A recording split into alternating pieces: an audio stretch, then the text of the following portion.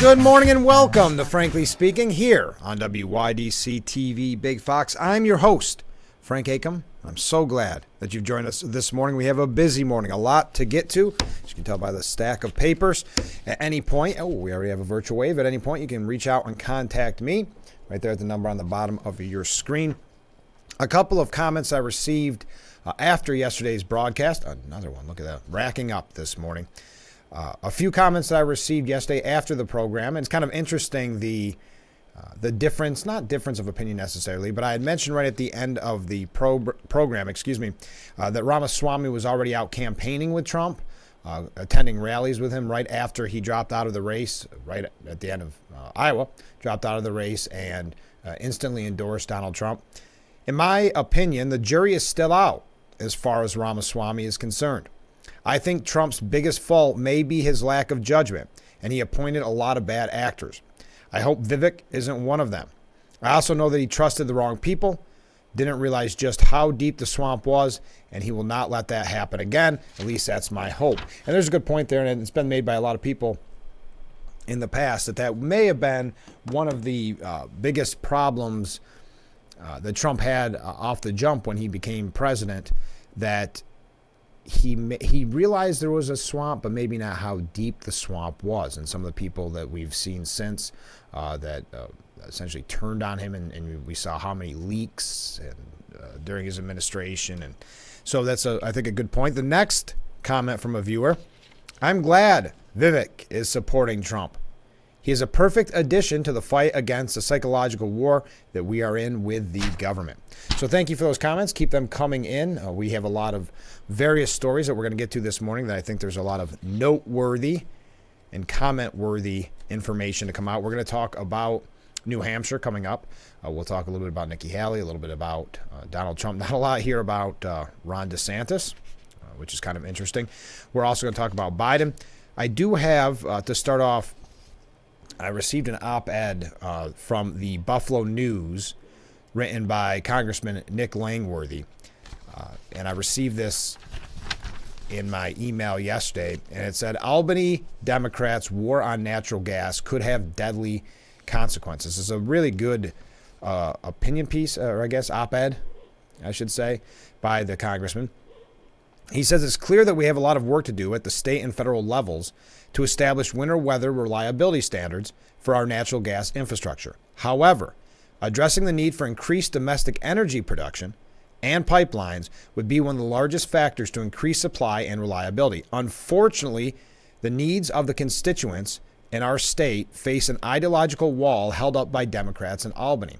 And this is very similar to what we've talked about just recently with Assemblyman Phil Palmisano. I know we're all getting our heating bill, so this is top of the mind right now. But we talk about the switch to electric. And boy, it's really troubling when you hear that it really is virtue signaling from Albany without anything to back it up, meaning that the grid is not prepared if we were to make this switch. And we talked about it with the Assemblyman in depth, that it's troubling because when you see how cold it's been these last few days, and you see the storm, which Winter Storm Elliott that the congressman mentions in this, and then you see what they're dealing with in Buffalo. If you were to talk about losing power and no way to heat, and I know I've said this a million times, but it's not going to the extreme to say there will be loss of life. But I want to continue with what the congressman said before we run too late this morning.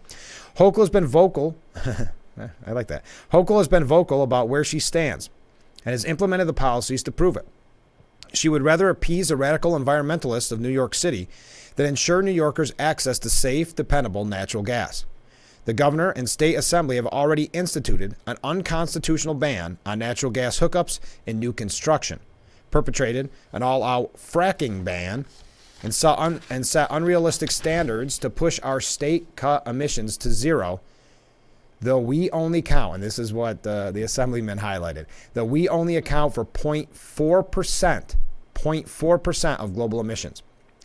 We have ample opportunity to not only prevent future tragedies, but also put our state at the forefront of natural gas production.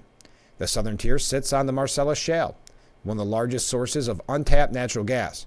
For political reasons, former Governor Andrew Cuomo banned fracking, while our neighbors in Pennsylvania are safely extracting this resource while transforming their local economy and pulling those communities out of poverty. We all saw it. We all witnessed it in real time. Reversing this ban and the subsequent infrastructure that would follow would increase winter storm readiness significantly.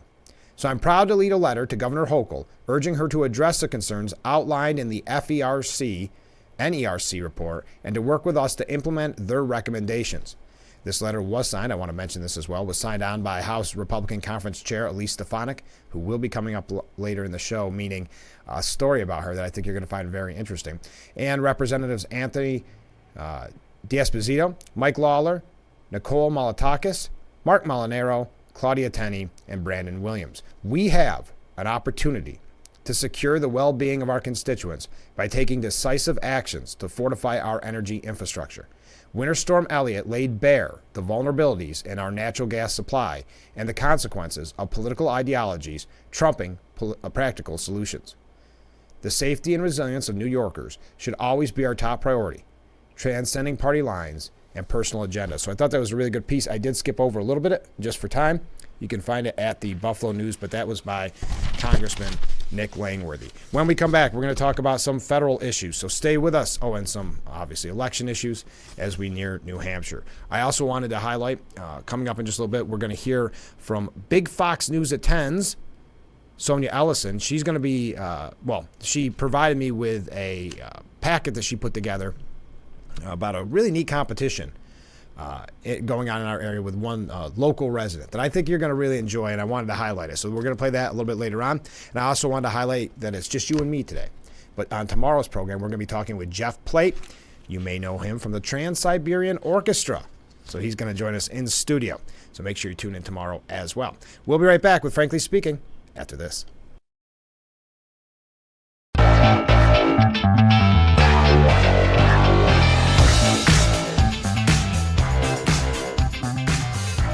Broadcasting from the beautiful Hesselson studio here on Market Street in Corning. I'm your host, Frank Acom. You are watching Frankly Speaking. Thank you so much for joining us. I am running late already because I wanted to bring that important op-ed, but also the comments from viewers yesterday.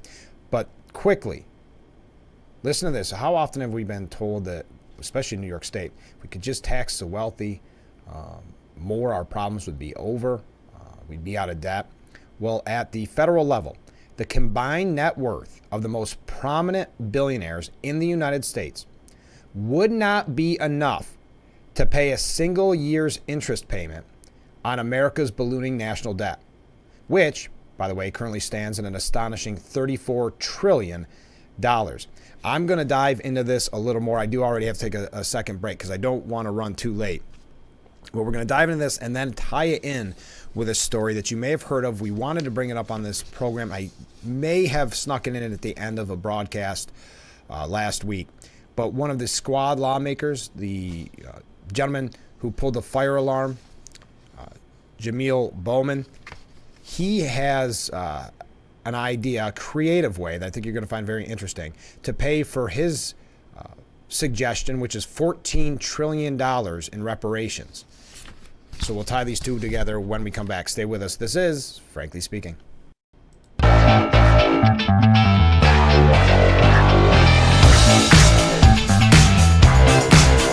Welcome back to Frankly Speaking here on WYDC TV Big Fox. I'm your host, Frank Acom, broadcasting from the Hesselson studio here on Market Street.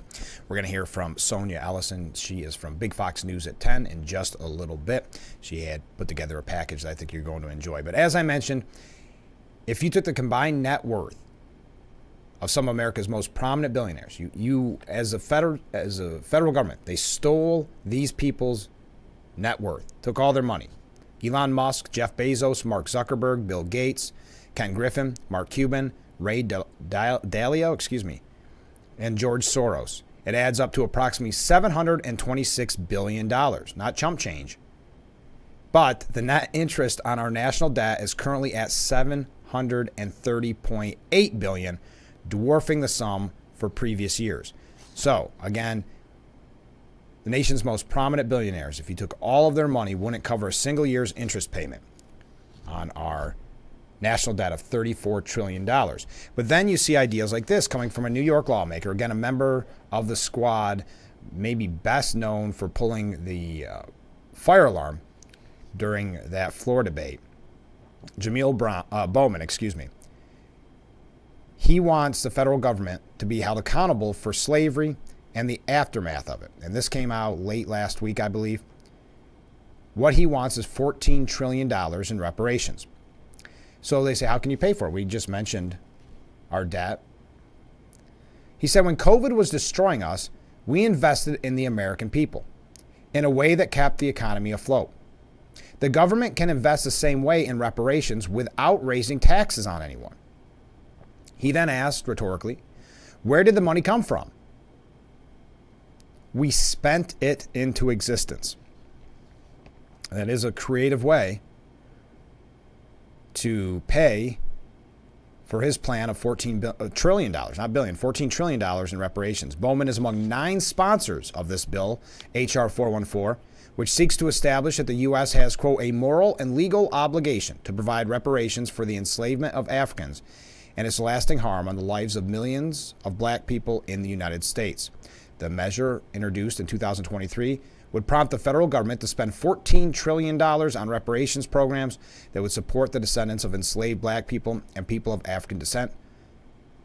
Blacks make up 12% of the population in the U.S., according to census figures. That piece coming from Fox News. So I guess we spend it into existence, and then we will not need to raise anybody's taxes.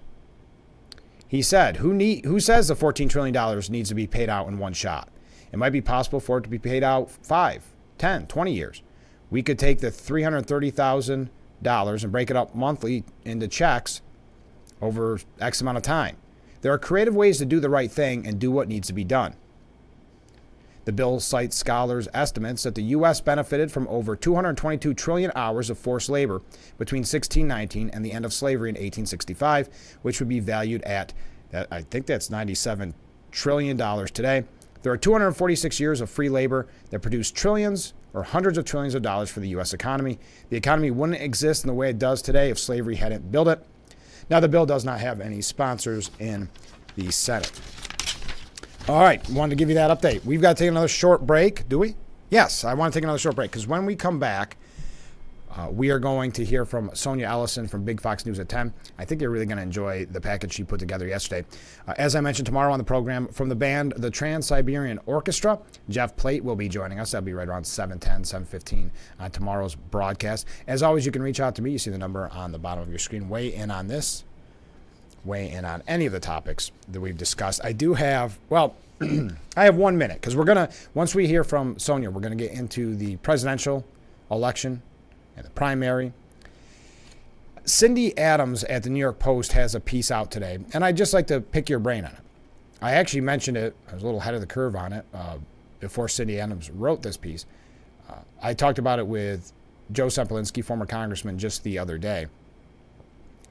But Cindy Adams says, don't be shocked if Michelle Obama sneaks her way in to the 2024 race. Now, Cindy Adams sometimes has a very unique style of writing, so it's kind of a little tough to follow in the sense of it's not a news piece, it's a gossip piece. But she said, we've heard this drumbeat for a while, now it's louder. Plans are to grab Michelle for the Democrat presidency choice. Okay, making the music is Barack, the orchestra leader. Michelle says she's terrified Trump will win. It was programmed. She sent a survey to Democrat biggies asking their feelings about her candidacy. Now, it could just be gossip, but do you think that could happen? I mean, it's not.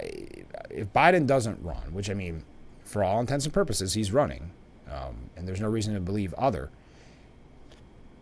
But could it be Michelle Obama that pushes Kamala Harris to the side? I don't know. That more of a mental health game, something to think about. I don't know. It would be a shocker in the sense of it would upend the race completely. So will Michelle Obama run? And former Congressman Joe Semplinsky had a great point. It's easy to name people like Michelle Obama. A lot of times you'll hear Oprah at one point. Dwayne "The Rock" Johnson's name was being thrown around because they have no record to run on. And Trump benefited from that. Don't get me wrong. I'm not suggesting otherwise, but that's one of the reasons why these people are so fashionable and so popular to speculate if they'll run, because it's easy to say, well, there's no record to run on, so no real negativity there. So anyway, I want to throw that at you. But when we come back, we're going to hear from Sonia, so stay with us. This is Frankly Speaking here on WYDC TV, Big Fox. A beautiful morning here on Market Street in Corning as we broadcast live from the Hesselson studio. I'm your host, Frank Acom. I just received a very nice voicemail. Thank you for that. I'm glad that you enjoy the program. That's very kind of you. Okay, Sonia Ellison, she is our multimedia journalist. You may hear them called MMJ. She is our MMJ on Big Fox News at 10. If you haven't caught Big Fox News at 10, I would highly recommend it. She put together this package of local interest that I really enjoyed, so I wanted to play it for you. It's quick, but when we come back from that, we'll be talking about national news and presidential news, but I thought you'd enjoy this. You may know Corning baker Kira Van Winkle, winner of the 2023 Gingerbread Invitational and finalist for the Greatest Baker Contest. The reason I wanted to start my bakery is to be able to support my family, stay home with my daughters. Since 2021, Kira has been running her business, Kira's Cupcakery, through her Corning home as a way to practice her passion for baking while providing for her family as a stay-at-home mom. She's in the top 5 for the Greatest Baker Contest Cake Boss star Buddy Balastro helped create. He makes some amazing cakes. Is she on Cake Boss right now? If Kira makes it to the semifinals, she will be in the running for a chance to win $10,000 and meet Buddy for a workshop. I loved it so much. I tried to attempt all the things that he tries to do in his show. Her faith is another big baking inspiration. Be able to glorify God through my bakery and to use the talent that he gave me for it. If she wins, Kira will use the $10,000 to help her church and family. What I would use the $10,000 for is towards the missionaries that our church supports. It would help with their mortgage payments and possibly go on vacation. Corning is supportive. Wow. And that's what gets us more on the map. You can vote once every 24 hours free or cast 5 to 250 votes at a time through a donation. It's a fundraiser that goes towards children that are dealing with pediatric cancer. Yeah, I will vote for her because I like cake. Yeah, sure. I'll do that. Voting for the quarterfinals ends Thursday at 10 p.m. Eastern Time. Then voting for the semifinals begins and a final winner is announced February 9th. Sonia Ellison, Big Fox News, Corning. Isn't that cake beautiful? We're going to have that for lunch. I was just looking at it in the refrigerator. So I thought you would enjoy that. And thank you to Sonia for providing that for the program. You can catch Sonia on Big Fox News at 10. Okay, let's get to the presidential race. How am I doing on... Yeah, I'm doing fine on time. I know I mentioned this yesterday, but I saw another headline about this morning from the New York Post and somewhere else. Oh, CNN. Of course, CNN. But Donald Trump goes off on Nikki Haley in racially charged rant ahead of the ex-South Carolina governor's must-win New Hampshire primary. And there's a lot of people saying it is a must-win if she's going to continue. Now, the polls, well, we'll get to the polls in a moment. But why I'm confused by this, that it's racially charged, they're pointing to the fact, and they always, in the media, use the term racist dog whistle, because he mentioned her given first name. It's just confusing to me. I don't know. But Nikki Haley's full first name is Nimarata. And so you can say he did spell it wrong. Okay, but that, anyway, that they're going to keep highlighting this because there's a lot in the media, I think it goes without saying at this point, that want Nikki Haley as the alternative to Donald Trump. But Trump also reposted clips from his Tuesday night speech in New Hampshire in which he warned, quote, Haley is counting on the Democrats and liberals to infiltrate our Republican Party. And he tweeted out a picture that somebody had created that had the same logo as Hillary and put Nikki Haley's face on Hillary Clinton. In another clip, he shared the 45th president chided that Haley was backed by rhinos, globalists, and demented never-Trumpers. He then said, and I would have to say, though, I don't know if they've endorsed, I think it's a good point. Haley is the establishment candidate who is loved by Paul Ryan and Mitt Romney. And why I say that's a good point, because to me, that was, and you heard me say on the program numerous times, that's how the media's reaction to Nikki Haley struck me, which was it was very reminiscent of the only way Republicans can win is with, and fill in the blank, Mitt Romney, John McCain, Jeb Bush at one point. So if you recall, though I like Nikki Haley, I thought that that was a red flag. She seems to have embraced that a little bit. That's not a knock. I mean, she's looking at a way to win the nomination. And I mean, and I think DeSantis kind of proves this, you're not going to out-Trump Trump. So you go down a kind of a different path. And she said at one point, something to the extent, I'm paraphrasing, that she likes Trump, or that she liked that he was the right man at the time, I should say, but she doesn't like the chaos that comes with it. So she's offering herself as an alternative to Trump's style. That's fair. Will it be successful? And that's a question I will ask you. Will it be successful in New Hampshire?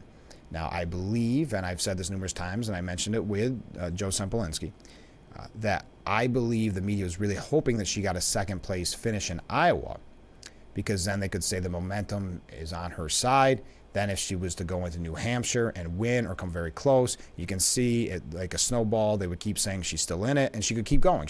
The money would keep coming in, and who knows, at the end of the day, when the smoke clears, what would happen. But that Iowa blow was, and again, not to keep quoting Joe, but that was the best case scenario for the former president, because he was over 50%, and Nikki Haley came in third. Now, DeSantis, I'm not saying he's quiet. I just don't have anything in my stack of papers necessarily about him, though he did go to CNN yesterday, right? Was it yesterday? No, the day before, and did a town hall right after Iowa. It's interesting to me, and I don't have the answer for this. Maybe I missed the reasoning behind this, but it seems like, and maybe it's the only place really giving them coverage, but boy, Nikki Haley and Ron DeSantis attending a lot of CNN events, which I'm not really sure. I would say that's a little troubling for me. Now, they did cancel, and I don't know if that was that CNN or was that ABC? I think it was ABC. Canceled the debate because Nikki Haley dropped out of the debate, saying if Trump's not going to be there, there's no point anymore in doing the debates. But before that, the week leading up to Iowa, they had the double town halls, one with, I can't remember who went first, one Nikki Haley and then Ron DeSantis. And then later in the week, they had the debate. Now, DeSantis is back on CNN just a few days ago, and Nikki Haley is going to be on CNN tonight. So is it they're the ones giving, meaning CNN, the ones giving DeSantis and Haley an opportunity? I don't have the answer for this, because I've never been, and I think many people would agree with me on this, Republicans have always been kind of questionable in their decision-making process, and this means at the RNC and elsewhere too. This is not just on individuals, where they go to outlets that really don't want to see them win, to have debates, to have town halls. Now, I know the old saying, you can't just always preach to the choir, right? You've got to get out there, and I know there's been a lot of people that say you've got to go where to enemy fire in a way, and I get that, but it gets to the point where maybe it's a little bit too frequent, and you see it numerous times in the past specifically, where the moderators themselves look to have an agenda. Mitt Romney experienced that, going back to his name. He didn't do anything about it, but it gets to the point where it seems like you're up against it. Maybe don't always go to these outlets, but that's neither here nor there. That's for their teams to make that decision. Nikki Haley is set to participate in a CNN town hall on Thursday. That's tonight, just days before New Hampshire primary that the one-time South Carolina governor hopes will shake loose former Trump's hold on the 2024 Republican race. Now, we do have polling numbers, that suggest maybe that's not the case. Trump seeming to do better than originally thought, because a lot of people had said that Nikki Haley could win New Hampshire outright. Well, according to new polls, a Suffolk University NBC 10 Boston Globe poll pegged Trump with 50% support among likely Republican voters in New Hampshire, followed by Haley at 34% and Florida Governor Ron DeSantis at 5%. What I will say about that is that would be a good showing for Nikki Haley at 34%, but not if Trump, again, gets 50% or higher, or even beats her by double digits. That doesn't show a level of momentum. But when we come back from, no, I got time. I don't know why I'm rushing things this morning. I get thinking because we have so much to get to, and I just want to get right back at it. But CNN put together the 5 things you should watch for, in case you can't make up your own mind. 5 things you should watch for during tonight's town hall with Nikki Haley. How will Haley hit Trump? That's a good question. You know, her line of reasoning's been so far, you know, we don't want essentially 2 old guys running for president, and she doesn't like the chaos that Trump brings. So it'll be interesting if she goes after him, if she sees that as a way to win in New Hampshire. Then, and here's what I mentioned from that other piece. Does she respond to Trump's racist attacks? I've got to say, and maybe I'm being naive, or I'm just not understanding here. I'm not sure how using someone's full first name is a racist attack, or an attack in any way. Again, I'm being naive. But in a post Tuesday on his Truth social media, Trump slammed Haley while referring to her first name, Nimrata, which he misspelled. Maybe you could say there's something nefarious there. I'm not sure. Okay, so how will she respond to these quote-unquote racist attacks? Then, setting expectations for New Hampshire. And that will be interesting because expectations are kind of high for her. They've settled since Iowa. But, you know, there was a time when many people were saying that she could win New Hampshire outright. So will she try to lower the bar so there's not disappointment and maybe continue on to South Carolina? Though polling in South Carolina does not show her in the lead, even though she's former governor there. But that's early, too. Because many people are saying she's got to make it to at least Super Tuesday. But some, after seeing the Iowa results, said it's all over but the shouting. It's all done, that it's Trump's nomination. I think Newt Gingrich said something to that extent, saying we've got to not accept, but everybody, Republicans, Democrats, Biden, Haley, DeSantis, the media, that Trump is the nominee, essentially. But continuing. Balancing appeals with South Carolina in mind. Yes, she has to at the town hall. But again, this is CNN being too full of themselves, if I can be honest with you, because there's not that many people watching that closely to make their decision. They're not, I would speculate there's not a lot of people tuning in tonight in New Hampshire that said, let me make my final decision. I'm waiting until I hear from Nikki Haley one last time at another town hall. So when they say balancing appeals with South Carolina in mind, are South Carolinians tuning in? They don't know enough about her as governor. So are they, at one-time governor? So are they watching it and saying this is going to be my deciding factor? I don't know. And then what about DeSantis? Will she kind of bring it to DeSantis? I'm not sure if that's necessary for Nikki Haley. I'm not really sure what DeSantis is going to do. His polling in New Hampshire, by the way, is not looking very good. He did not, as far as I'm aware, not campaign much there at all. That was kind of a knock on him, that he put all his eggs in one basket in Iowa. So some people said the writing's on the wall for DeSantis, but maybe he sticks it out. We'll wait and see. I've not heard any announcements, and maybe you have.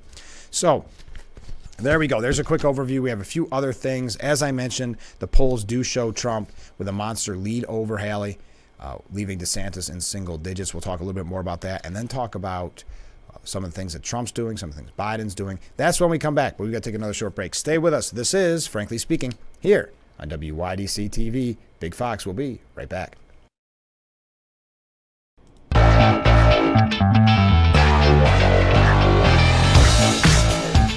And we are back with Frankly Speaking here on WYDC TV, Big Fox. I'm your host, Frank Acom. Thank you so much for joining us as we broadcast live from the Hesselson's studio. I did receive a comment from a viewer suggesting that New Hampshire is very easy to manipulate, and that could be to former President Trump's point that Nikki Haley, what he is saying, needs to have infiltration by Democrats and liberals to win in New Hampshire. But she has put a lot of emphasis on a New Hampshire win.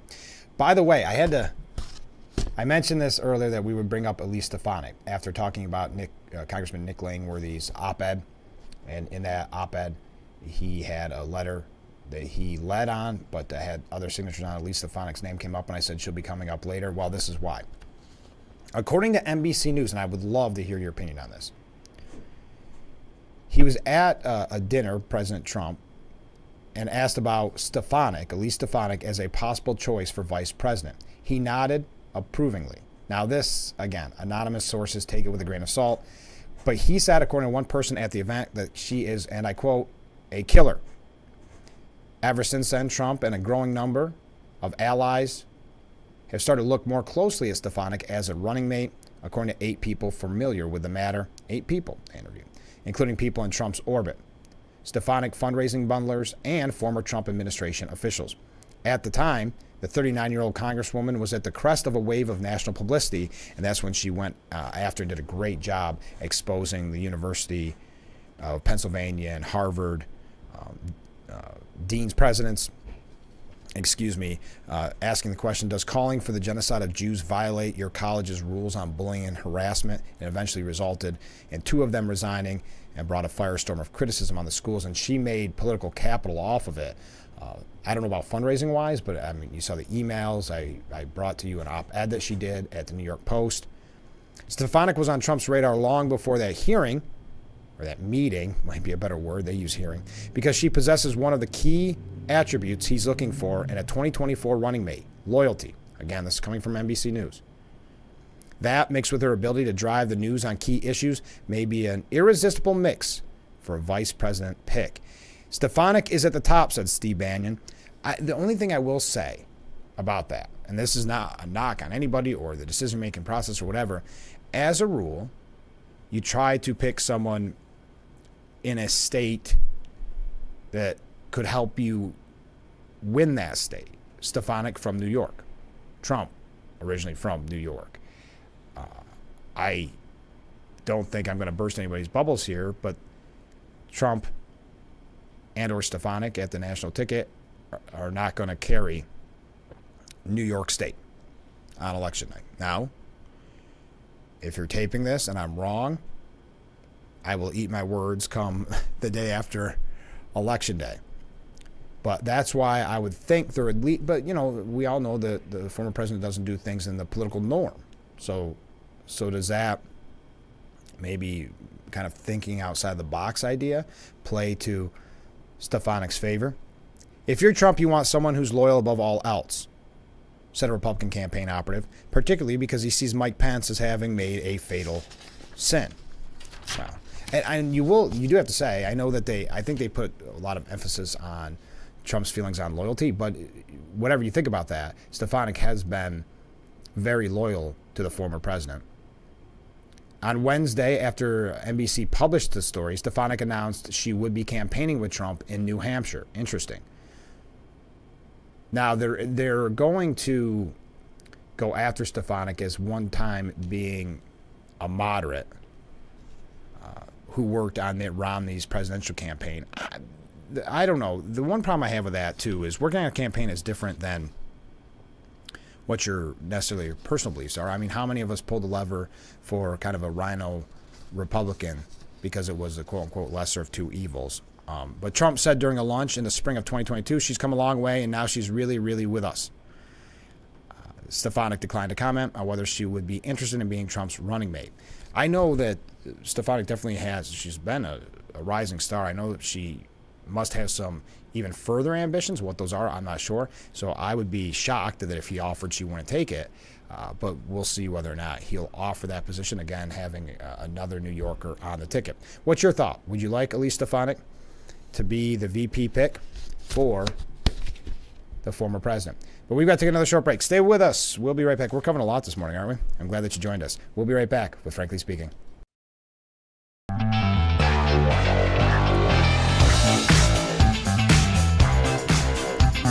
Welcome back to Frankly Speaking. Thank you to all the virtual waves this morning. I really appreciate it. You can reach out and comment at any time.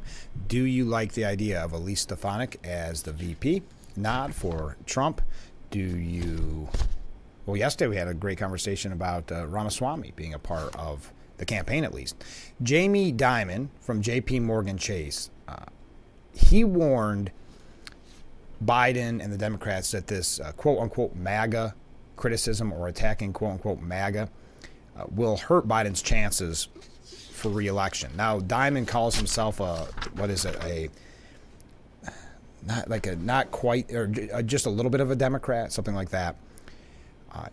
He says that Democrats should be more respectful of Trump's supporters. I think he has a point, because I know We talk about the basket of deplorables comment that Hillary Clinton made at one point. It kind of solidifies some people to support Trump that may not normally support him, just like the trials have done that, where people say, I don't really like Trump, but I kind of hate the deep state, or I hate people telling me what I can and cannot do. It's also not good when because let's face it, many in the media anyway, and Democrats label pretty much anybody that's not a Democrat or anybody that they deem beneath them MAGA.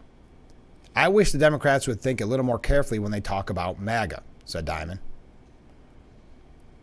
Biden has warned that, MAGA Republicans pose existential threat to American democracy. But he also tried to distinguish between Trump's most hardline supporters and mainstream Republicans, who Biden says make up a majority of the party. Well, Jamie Dimon said, I think this negative talk about MAGA is going to hurt Biden's election campaign. He was at the World Economic Forum annual meeting in Davos, Switzerland. Diamond argued that the phrasing, using the phrase, MAGA incorrectly links Trump supporters to the former president's personality and character. Democrats are basically scapegoating them, saying that you are like him. I don't think they're voting for Trump because of his family values, said Diamond. And I know there was somebody who said that many years ago when people said how, with his background or whatever, how could you support him? And I remember someone saying, I thought it was a really smart comment, that it's not that you're voting for your pastor or your preacher.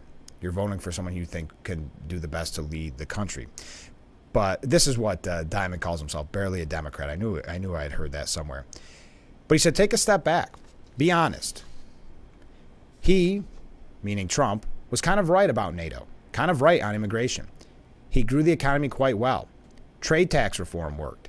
He was right about some of China. He wasn't wrong about some of these critical issues, and that's why they voted for him. Interesting. That's Jamie Dimon. But not taking that lesson, of course, you see in the media. There's a piece by Julian Zelzer from CNN that goes on to, essentially criticize MAGA supporters. But talking about the celebrity nature of Trump and saying the worrying thing about Trump is that he's not just another celebrity. He is potentially on his way once again to the White House, where whoever sits in the Oval Office holds the keys to nuclear weapons and makes enormously consequential decisions about policies in America and the life around the world. But Joy Reid from MSNBC, not heeding Jamie Dimon's words, had some really nasty things to say, but we're going to tell you about that when we come back, because we got to take another short break. Stay with us. This is Frankly Speaking here on WYDC TV, Big Fox. Stay with us. We are back with Frankly Speaking here on WYDC TV, Big Fox. So we're mentioning the Jamie Dimon saying, or suggesting, don't go after MAGA Republicans because it could cost Biden. MSNBC's Joy Reid said that Trump voters have, and I quote, racial anxiety and they want revenge. So she attempts to make the suggestion that one of the problems is the media never goes after the voters. Essentially, is what she was saying on her program, The Readout. Which I would argue was not the case in 2016, was not the case in 2020. That was a prominent storyline, really attacking and ridiculing Trump voters, as we're seeing now. But she said, I want to talk about the media's role in all this, because we were talking during our morning call, our therapy call, as we call it. This is the media thinking that you care about what the media calls something. But anyway, the question of whether the media has always kind of pulled back when it comes to, number one, criticizing the American voter and looking at them a little more with a little more circumspection, but even candidates like Trump. So now she's kind of signaling it's not enough to go after Trump and his family or any Republican and their family. Now we've got to look at the voters. And this happened, remember, there was a lot of doxing involved in 2016 and 2020. But she said, listen to this, and I go to the 1930s when the New York Times was doing style pieces on Adolf Hitler and saying, he is going to moderate himself when he gets into office and actual powers in his hands. I feel like that is happening again because people don't want to come at the voters. But these voters are actively saying, yes, we want a dictatorship. Yes, we want him to be a dictator, and it's just not being examined. So this is an interesting line of logic, and we're not going to be able to get to it, but they don't like Trump in the media, specifically Joy Reid. She doesn't like Trump because Biden is saying that Trump would be a threat to democracy. They can then put in their minds 2 and 2 together that Trump is going to be a dictator, that Trump is going to have a dictatorship. Therefore, we're allowed, or it is encouraged, to go after the voters who support Trump, because then they therefore support a dictatorship. You see how they're trying to reason all of this?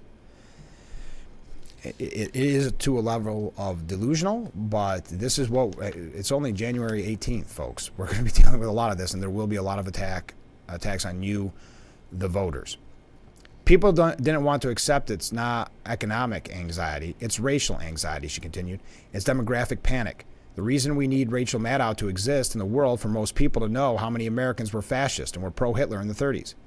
People wanted to believe that all of America wanted to overthrow Hitler and was disdainful of fascism, when there was a giant chunk of America that was for fascism and wanted to replicate a Hitler in Washington, D.C. So,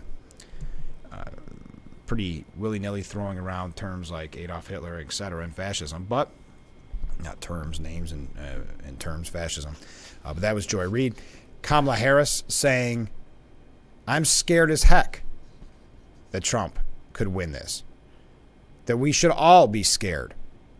Okay. President Obama reportedly has said he thinks the Biden campaign is too complacent when it comes to Trump. This is Joy Behar from The View. And moving forward here. Now, are you scared? What would happen if Trump ever became, God forbid, president again? And what are you going to do to stop the crazies? What are you going to do to stop? Crazy means you, the voters. But stop is a kind of a scary word to use here. I'm scared as heck, said the vice president, which is why I'm traveling our country. You know, there's an old saying that there are only 2 ways to run for office, either without an opponent or scared. So on all of those points, yes, we should all be scared. We got to take our last break. Yes, stay with us. We'll be right back. We are back. Frankly speaking, just wrapping things up here. Received this from a viewer. I'm scared that Biden's going to get back in there and finish off America. He's been doing more dictatorial things than Trump ever did. Charlemagne, the talk show host, who was endorsed Biden, said now that he regrets it, but is a Democrat, said that he is that the wave of working class people are upset over the migrant crisis, and this could really come back to hurt Democrats who did not realize the seriousness of this. This is scary. It is being reported by NBC News that Secretary of State Antony Blinken told Israeli Prime Minister Benjamin Netanyahu last week that Israel cannot defeat Hamas and that there is no military solution. That's not the case. Hey, thank you to Sonia Ellison from Big Fox News at 10 for sending us that package. I hope that you enjoyed it. Tomorrow on the program from the Trans-Siberian Orchestra, Jeff Plate. So make sure you tune in every weekday morning starting at 7 for Frankly Speaking, only on Big Fox. Thanks for joining us.